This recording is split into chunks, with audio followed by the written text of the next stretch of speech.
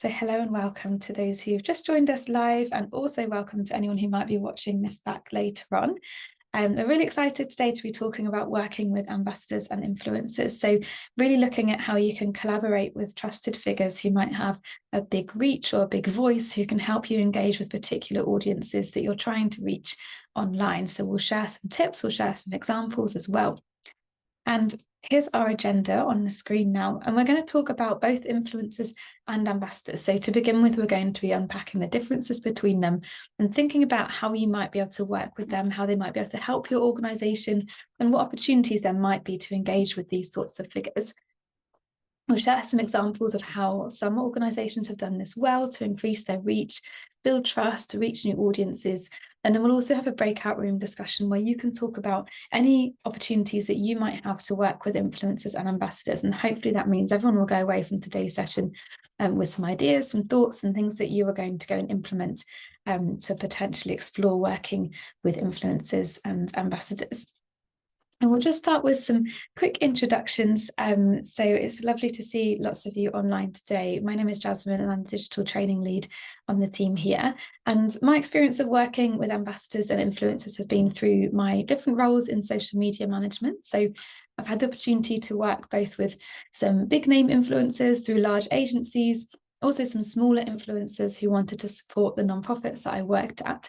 Actually, my experience personally is probably a lot more positive with the people who really sincerely supported our organisation, no matter how big or small they were. And actually, some of those smaller actions, even like sharing social media posts, taking part in a campaign, were hugely valuable and it had a really big impact. So looking forward to talking to you more about that today and hopefully coming out with some exciting ideas for your organisations. And I'm also joined by my brilliant colleague, Pilar, so I'll hand over to her now. Thank you, Jasmine. My name is Pilar. I'm a digital communications coach here at Lifeful. My experience is very similar to Jasmine, actually. I work with influencers and ambassadors, large and also micro influencers for both businesses and nonprofits. And actually with nonprofits, we are going to share a lot about ambassadors because ambassadors, in my experience, were really useful when working with the nonprofits I advised. But before we do all of that, I wanted to share with you the learning outcomes that we have for you today. So we're going to focus on these 3 outcomes that you have here. First of all, is how you identify the right people to partner with and how you approach them. So how you recruit them, for example, and then how you engage your employees. So the people that are closer to you as authentic advocates that can actually make a real difference to your organization as well. And then how you mobilize your supporters to become active ambassadors. So we are going to be exploring all of these areas. But before, again, we go into how we activate all of that, it's probably worth looking at the differences between influencers and ambassadors. So let's clarify some of those differences. And you may have heard of influencers in terms of like maybe celebrities, but we are not going to talk necessarily about influencers as celebrities here. So influencers can be people that built a reputation and a following online, often because of the content they create, their creativity, or maybe their field of expertise as well. So they create posts that their audiences really trust, and they can influence opinions, they can influence trends and behaviors. So that can even include influencing donations or raising awareness for a cause. On the other hand, you have ambassadors. So ambassadors are usually people that already know you. So they're already connected to your organization. So they could be volunteers, supporters, or even beneficiaries as well. And they have a personal link to the work that you do. So they help you spread your message both online and offline, which is something that sometimes we forget.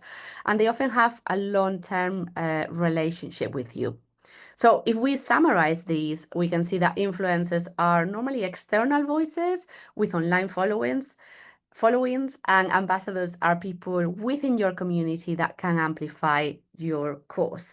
And you're gonna be talking to both of those and how you work with them as well. First of all, before we start talking about influencers, I have a poll for you here to ask you a couple of questions. So Yes. The first one is whether you have worked with influencers before or any high-profile figures, and how confident you feel about working with influencers or with ambassadors. Let's see. Okay, so I can see so far most of you haven't worked with influencers, but some people have. So if you have, please feel free to share it in the chat. What was your experience like as well working with social media influencers? And in terms of levels of confidence, I see a mix. So a couple of people are really confident, but most of you seem to be in the mid to low levels of confidence. So I leave that up for one more minute. I leave the poll up for one more minute as I start talking to you about how we start working with micro influencers in this case. So why do we say micro influencers? Because in this session, we're gonna talk specifically at micro influencers. And if you don't know what this is, don't worry, because we're gonna explain it. But we understand that the words nonprofit and influencer sometimes are mentioned together in the same sentence. So we want to get some insight from you before we move on. So we have another question for you. And it's whether you can imagine an influencer helping your community take climate action. So do you see this as something that fits into your strategy or something that perhaps is not realistic and could take too many resources, too much time from you? And can you actually imagine an influencer helping your community take action? So let us know your thoughts. Maybe if you already follow a climate influencer, a climate communicator, share it in the chat as well. So can you imagine an influencer helping your community take climate action? So I'll give you a minute or so to think about this and to start posting your answers in the chat. So I'll shut up for a minute whilst I let you think about your answer.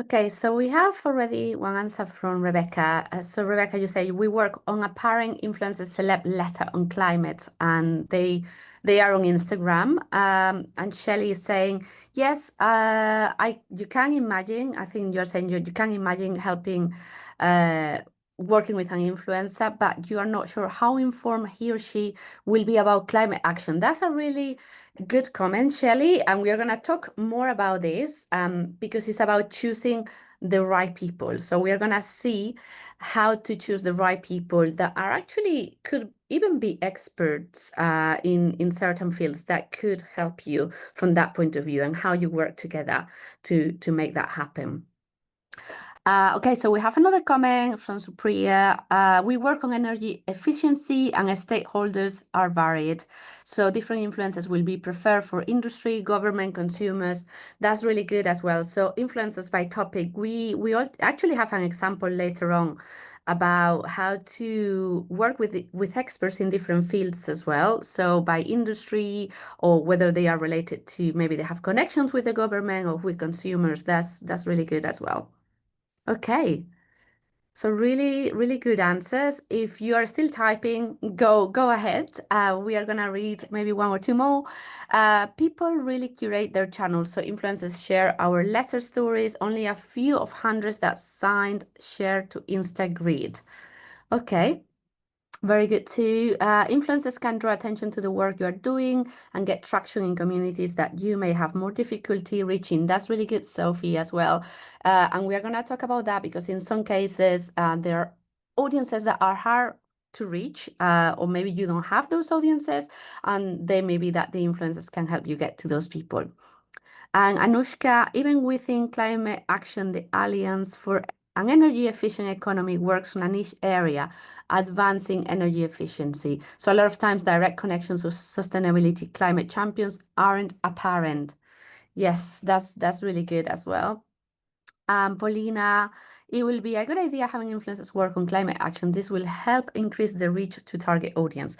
So all really, really good thoughts, really good answers. And hopefully, as we go deeper into the topic, you will see how to do it in a practical level as well. So Jasmine and I are going to share a lot of practical tips to do so and processes as well. So let's go deeper now and let's look at influencers. What is an influencer? And when you hear this word, many people actually imagine celebrities, social media stars with millions of followers, but actually it's a much broader term. It is anyone who can influence public opinion. And that could be a podcast host, a journalist, maybe a philanthropist, a political figure, or even a community volunteer who's built trust within their network. So for nonprofits, influencers can be people who choose to support causes that resonate with them and also reflect their values. And it's not always about fame. It might be a business leader or a subject matter expert or someone who's built a really strong presence in a particular niche, as some of you were mentioning as well. For example, there are climate scientists on TikTok, or it could be a sustainable lifestyle YouTuber or a community leader advocating for clean air. All of those could be considered influencers in the climate space. So why should we work with them? Why work with them, right? And some of you already mentioned a lot of reasons to do so. But one of the main ones is to bring visibility to your organization in ways that perhaps traditional marketing cannot do. And there is a lot of evidence to back this up. For example, there's a recent global study by Trusting Advertising from 2021 that showed that 88% of people trust recommendations from people they know over any form of marketing. And when we mean people they know, these include influencers, because in some cases they have really close relationships with their followers. And some of you say, oh, how do we reach audiences that perhaps we are not able to reach? So this is particularly true for younger audiences like Generation Z. So more than half discover new causes through influencer content as well. So there are a lot of benefits. They can help you access hard to reach audiences, younger, maybe digitally native audiences. They are all very relatable. They help you kind of humanize your work, and they act as accessible, trusted voices to your message as well. They can also help you drive donations and actions. So, for example, when an influencer advocates for your cause, authentically, people do listen and they can inspire others to donate, to sign a petition, to maybe attend an event as well. And for organizations like yours that work in the climate space, they can help you access eco-conscious audiences and influence climate behaviors and also sustainable choices. But let's look a little bit more at the different influencers. And I mentioned micro influencers because influencers actually come in many sizes. So you have that kind of the mega influencers that we are more used to, more familiar with, perhaps. But the number of followers is not everything. So we also have micro and nano influencers. These are influencers that have a smaller niche followings, but actually deliver more authentic engagement than the big names.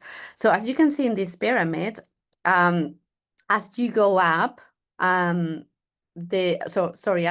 you go down, actually, you may have larger audiences, but the engagement rate is lower. because the content from nano or micro influencers feels more personal and people trust it more. So in the nano and micro influencers is where there is a real opportunity for you, because your audiences tend to be niche as well, people who care deeply about a specific cause. And sometimes it's people with hundreds or thousands of followers that can be your allies. So it's worth thinking about who you follow and who influences you for in your personal life. So who do you follow? Who influences you? Is it someone maybe from the local community, or maybe a creator? Who is influencing you? Think about that, and then think about your audiences too. Who is influencing them? So with all of this, you may be thinking, okay, great, but how do I find them? And there are many ways to do that. So first of all, start looking at who your existing audience follows. And then you can also use other tools to help you find influencers. So for example, there's a tool called Modash, which has a free version where you can filter influencers by age, by location, using different keywords as well. And that can give you a starting point. Or you can even look in online communities outside of Instagram, outside of YouTube as well, like Reddit or Discord, or maybe niche forums on specific topics as well. But remember that numbers and big numbers aren't always the best thing when it comes to influence. It's more about authenticity, it's more about trust and share values that can drive real and meaningful actions. And I'll hand you over to Jasmine to go through the process as well and how you find and engage with them. Great. Thanks, Pilar. So yeah, once you kind of look at how you can work with them or find particular influencers, we've got this process just to give you an idea of how you might go about actually collaborating with them. And like Pilar was just saying, you need to find the right people in the first place, and that can be probably one of the more daunting aspects of it. It can be the most time-consuming bit, but it starts with research. And so you simply start by looking on social media, looking at those channels that your target audiences are likely to be on. So things like Instagram, TikTok, YouTube. If you're looking for professional influencers, like some of you mentioned in the chat, then LinkedIn can be a really great place. There's a lot of kind of thought leadership conversations happening on LinkedIn. And there are also some other tools. I know Pilar just mentioned one. There's also tools like Munio, Heapsy, and StoryClash, which can help you to find influencers within certain areas. So their specific purpose of that tool is to help you find particular influencers that you can work with. But once you have a list, it's really important to check that they're the right fit for your organization before you reach out to them. Check that they'd have a positive influence on your reputation. So what are their values? Do they align with yours? Also check, have they ever been involved in any controversy as well? So just maybe doing some Google searches, some research to check that. And like some people were saying in the chat earlier, making sure that they can align on those particular climate values that you're looking at talking about too. But once you've got that shortlist that you're happy with, you can then reach out to them. And that can be really as simple as sending them a personalized message with a brief overview of who you are, why you're getting in touch, and proposing some next steps as well. So just we'll have some examples actually in a second to show you how to do that, but having just that personal direct approach really helps to establish that connection in the first place. A great way to get influencers on board is to ask them to do something really simple to start with. So it's really about making it easy, thinking about how many messages they must receive every day from different people looking to collaborate. But you could ask them to share a particular post from your page that might resonate with something that they're doing as well. This is really helpful because just instantly that increases your reach massively. I mean, where I used to work, we would sometimes ask people just to retweet something or repost something on their Instagram stories. And just that quick action, it takes next to no time for them, but it has a really big impact on you. And then they're more likely to agree with perhaps future conversations, or it's just a great gateway into those conversations with them. If you are making a bigger ask, it can be great to get them involved in a campaign. So then you really need to make your expectations very clear about what is required of them. So are you asking them to support you on a voluntary basis? Lots of influencers will do that, and they will offer kind of some pro bono support for causes that they care about, particularly when it's a cause that they really truly resonate with as well. Or will you be providing materials for them to share? Are you commissioning them to create content for you if they're a content creator? So just think about all those different things to make sure that the ask is really clear and expectations are established up front. And then don't be disheartened if you don't get responses from everyone. I think it's really helpful to find a good list of people to reach out to, because you only need kind of one or two to engage to then have a really big impact and to have that kind of personal connection with them.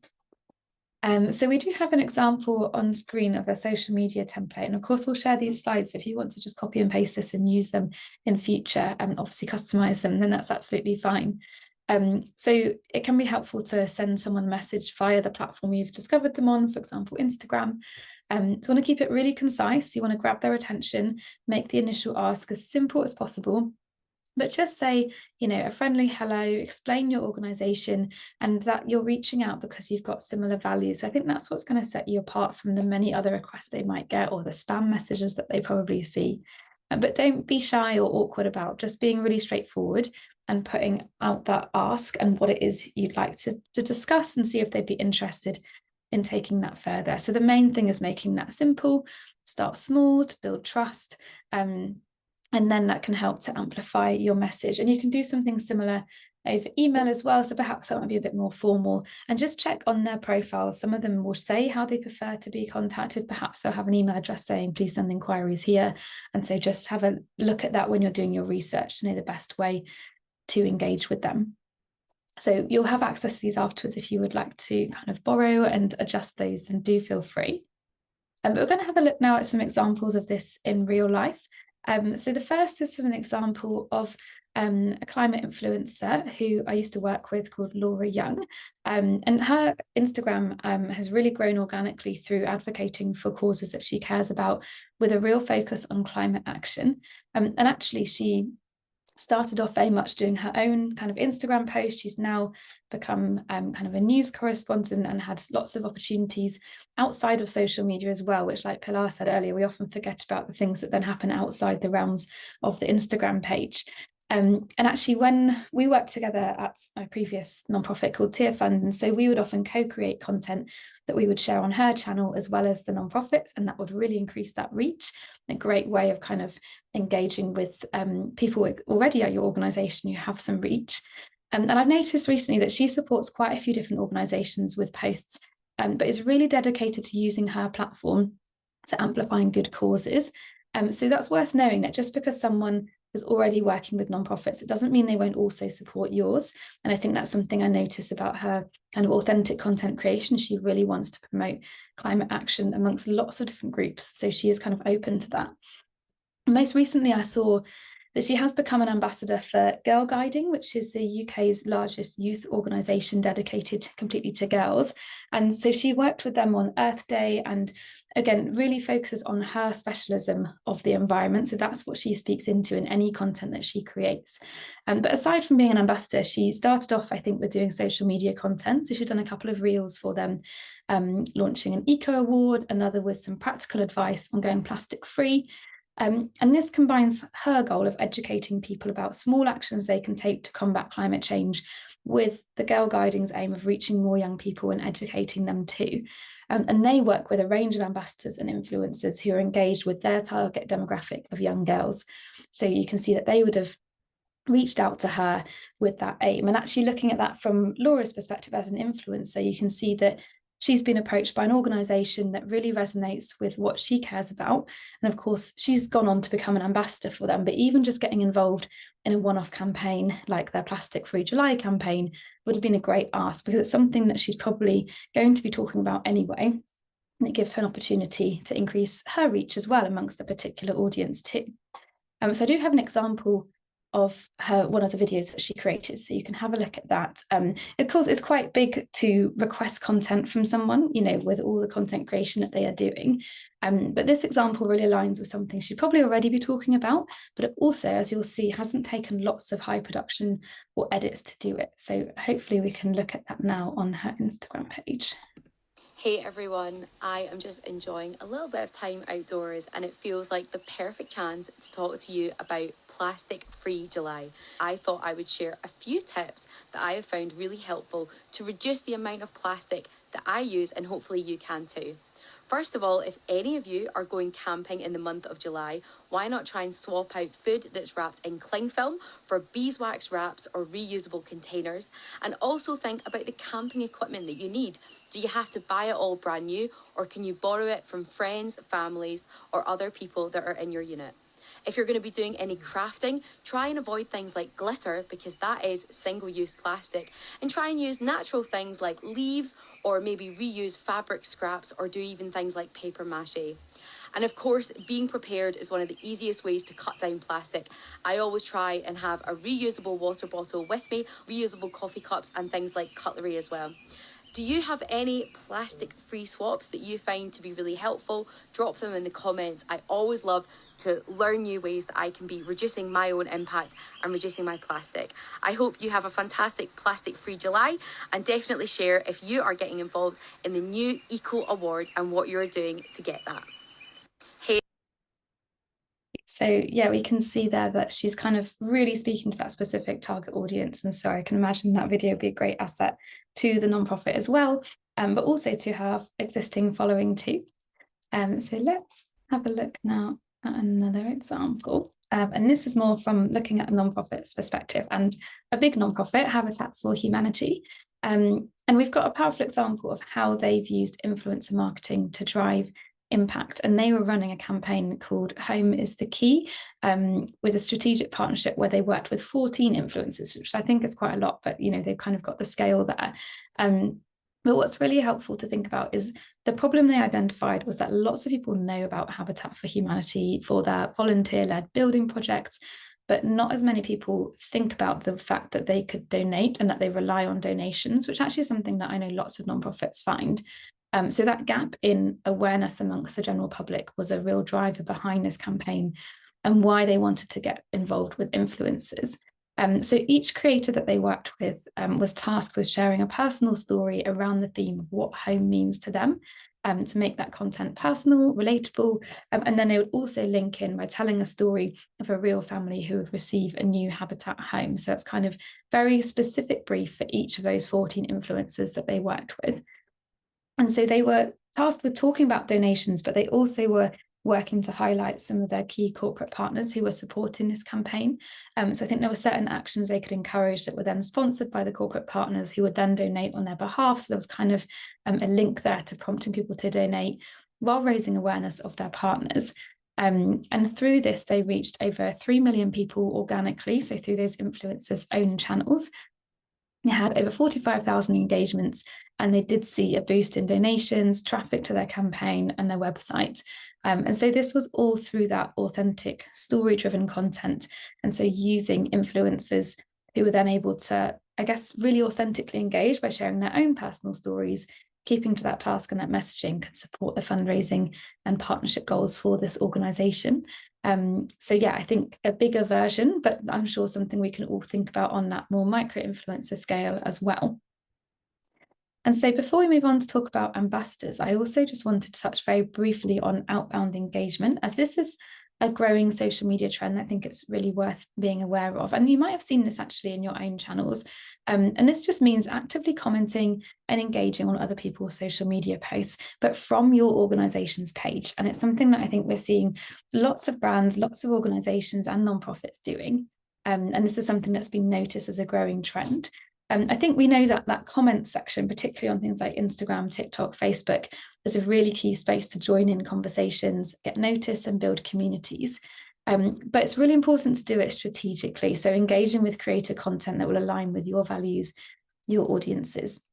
And it's important to think about in this context because obviously influencers often have really loyal communities who will really look at their content, really trust them. And so if you're able to comment thoughtfully, helpfully, and constructively in these places, then you can kind of become part of that community.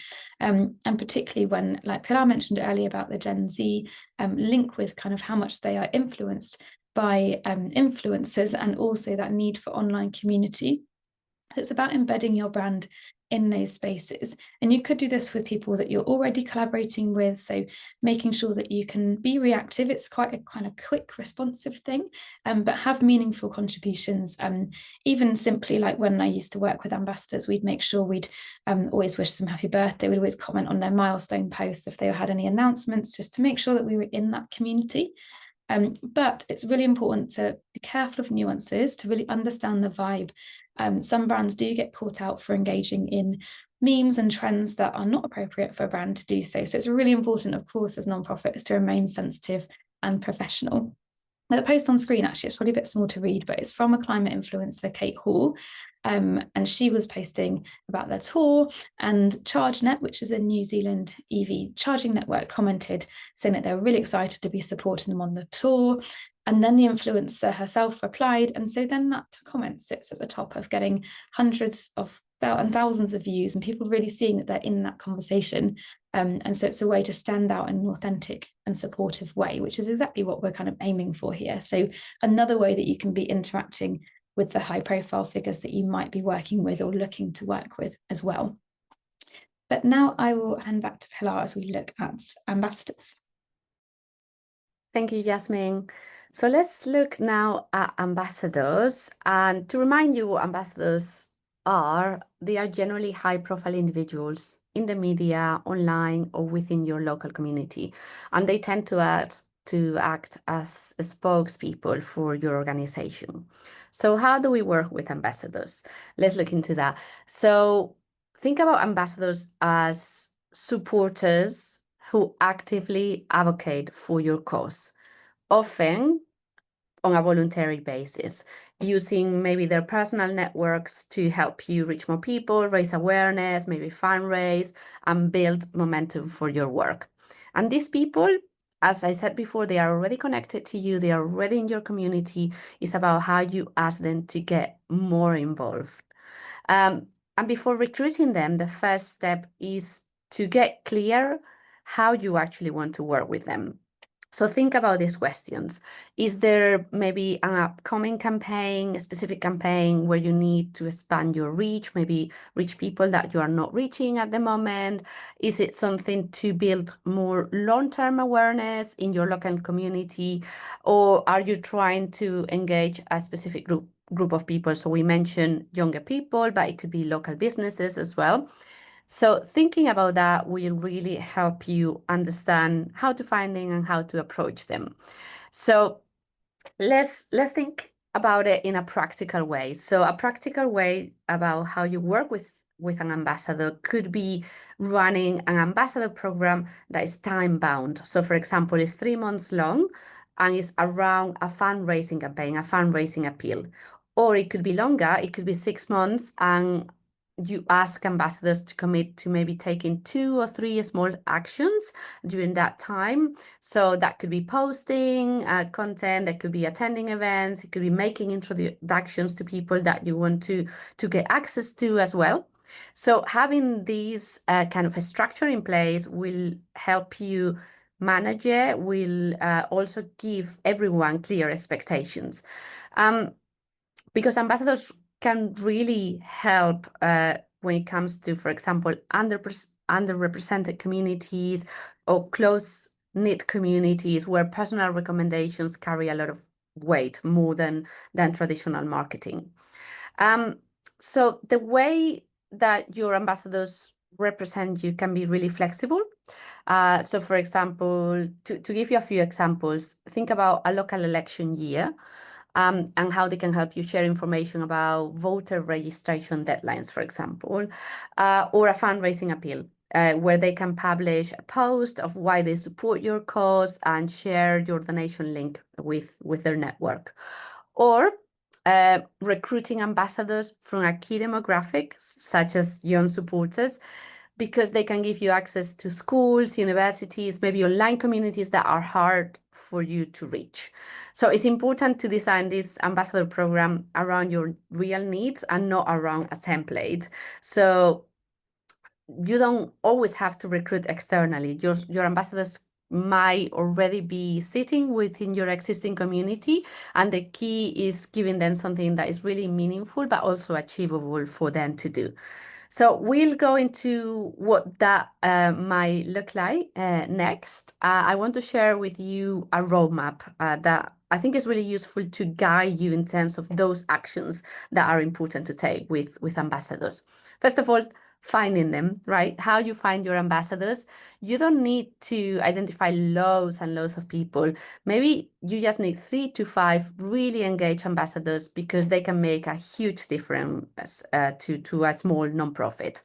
But what is important when you find them, when you try to find them, is looking first at people who are already engaging with your content, people who have been volunteers, who have attended your events, maybe donors as well, or service users with great personal stories.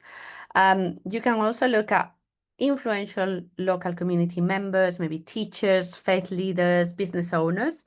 But what is the most important thing to remember is that they need to be, the authenticity is the most important thing. Before you start engaging with them, it's important to check their public online profiles and digital footprint.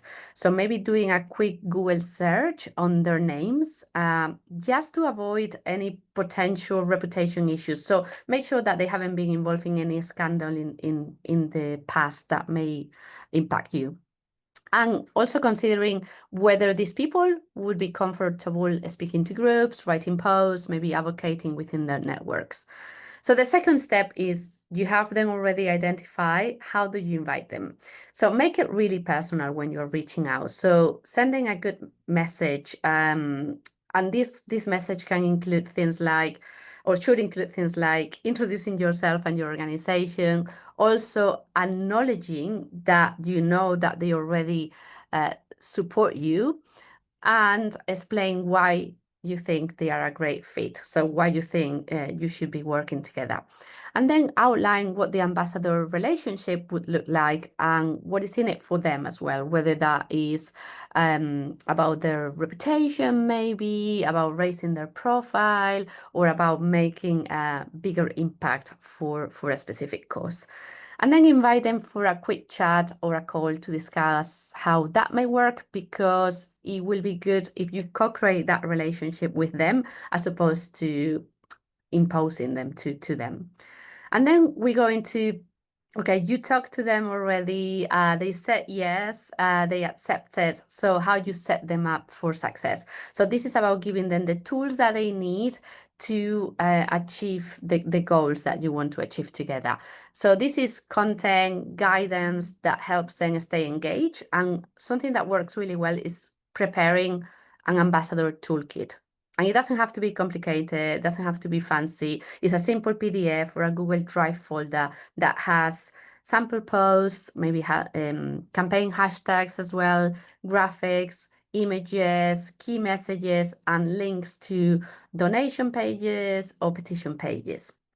So once you have all of that material ready for them and you send it to them, is how you build momentum, so how you activate them. So this is all about encouraging them to create, to share content, to keep the conversation going as well, and to celebrate them. So don't forget to celebrate their posts by resharing them, commenting, or featuring them in your newsletters, for example, and saying thank you publicly and often as well. So for example, a handwritten card or a personal email update about your campaign's impact can really go a long way for thanking them.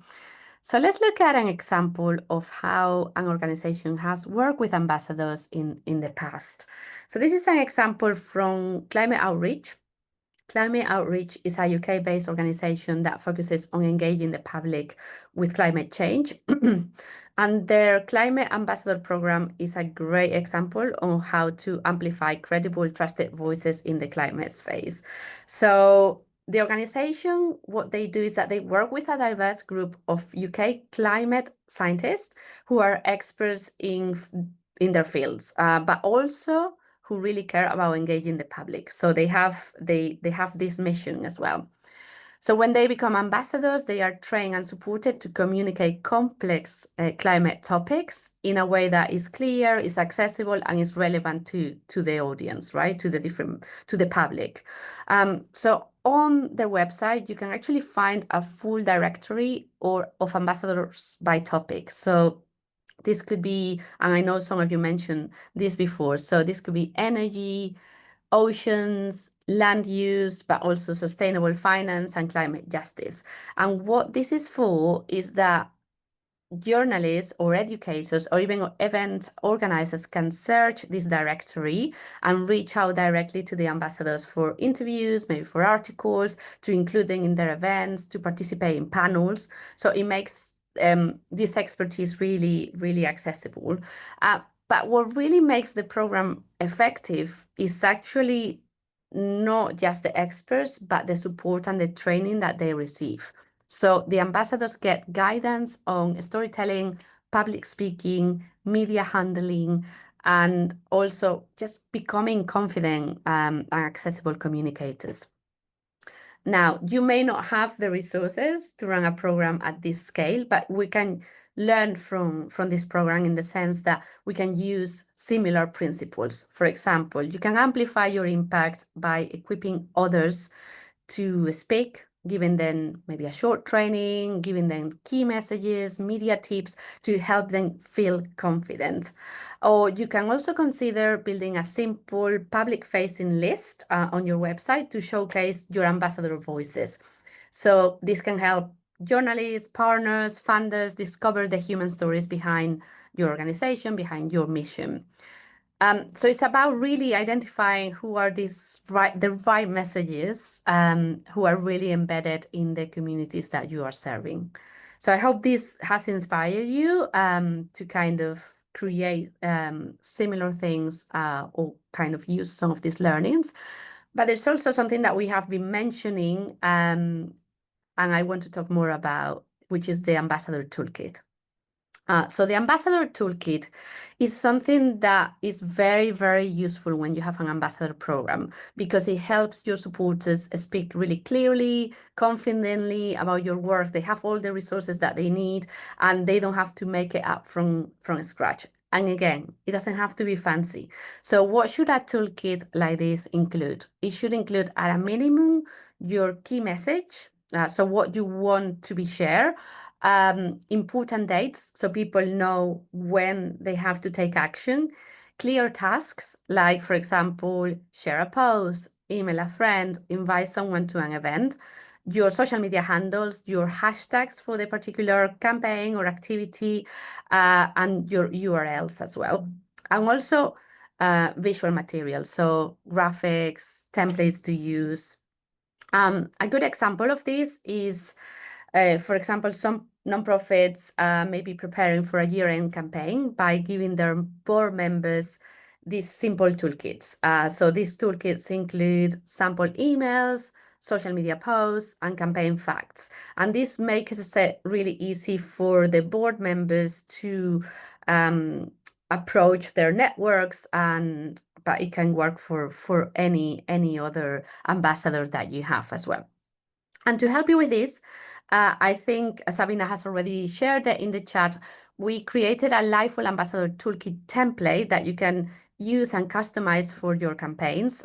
So that's already in the chat. And I'll hand you over to Jasmine to talk a little bit more about employees as well. Great, thanks, Pilar. And yeah, what we're going to do now actually is head and do a breakout room activity. So it's really helpful, I think, to think about these influencers, ambassadors, the case studies. Also think about anyone internally who you might be able to mobilize as an ambassador, because they can be really brilliant assets as well. But we're going to have, hopefully, your ideas all bubbling now after having that discussion, and we're going to have some small groups to look through the questions on your screens now, which I'll also share to the breakout rooms. But really it's about thinking about, are there any opportunities that you can brainstorm with your peers where you might be able to work with either ambassadors or influencers, and think about any challenges you might have and any possible solutions that others might be able to suggest as well. So I'm going to open up those rooms for you to have a discussion for about 10 minutes. If you can't join a room, do stay here and think about those questions and chat with us in the chat box as well about any questions, challenges that you have. But hopefully you'll be able to have a really good ideation session together and come up with some tangible next steps that you can do after today's session to work with some influencers or ambassadors that will really help your organizations. So let us know if you have any issues joining those rooms. We've just opened them up for you now. And then we'll see you back here in about 10 minutes. So thank you, everybody.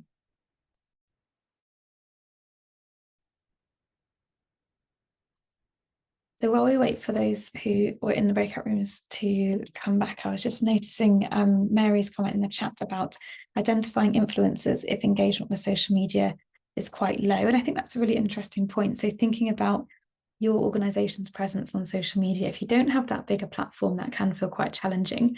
I think maybe that's where it's worth thinking about the ambassador side of things, where perhaps you can cover social media with ambassadors, but also other channels too. But really think about where your audience is, because actually, is it that your social media presence needs to grow, or is it that they're not super active on those social media spaces?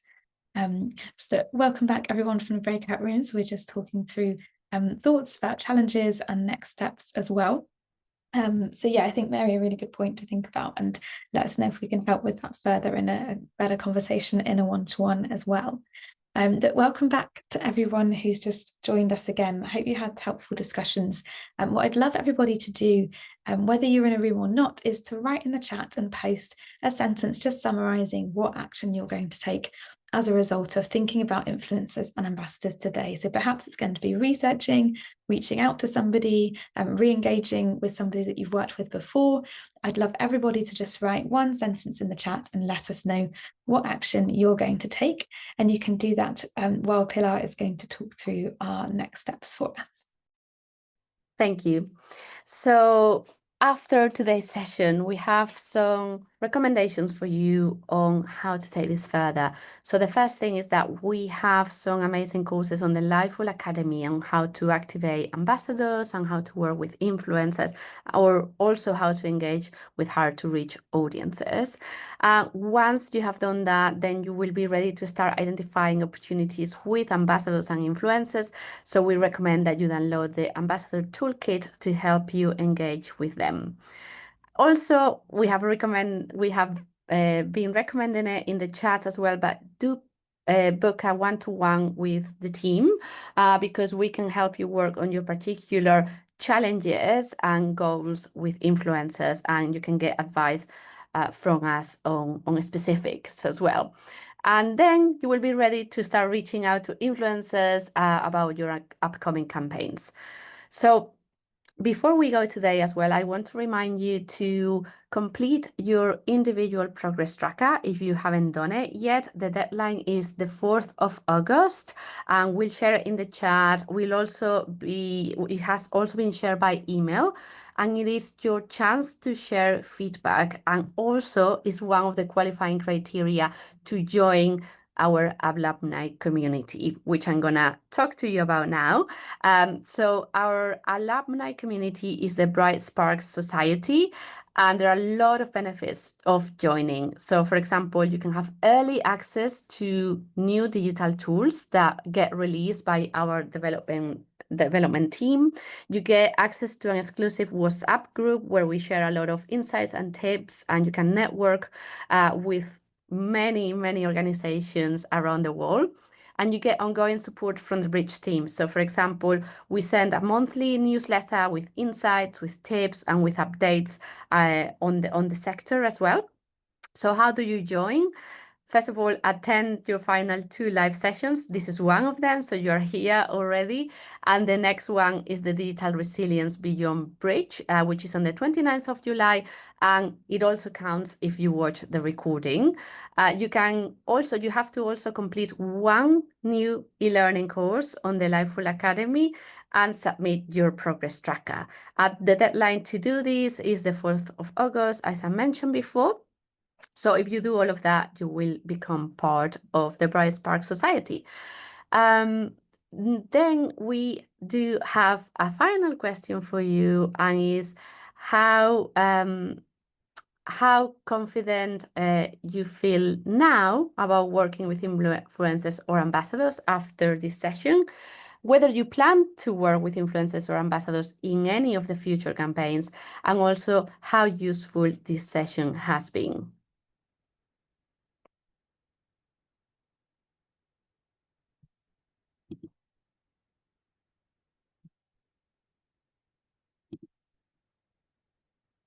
Great, so I see most of you have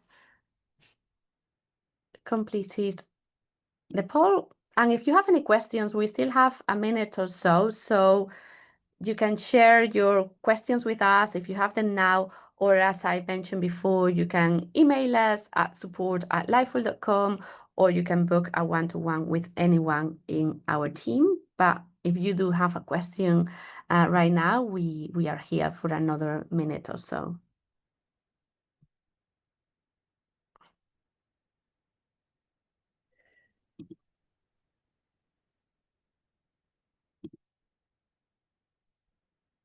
Okay, so it was a pleasure having you all here and hearing all your plans and comments. So I hope you enjoyed it too. And we will see each other again on the 29th of July for your final session. So I hope you had a good day and see you soon. Thanks, everyone. Bye. Bye.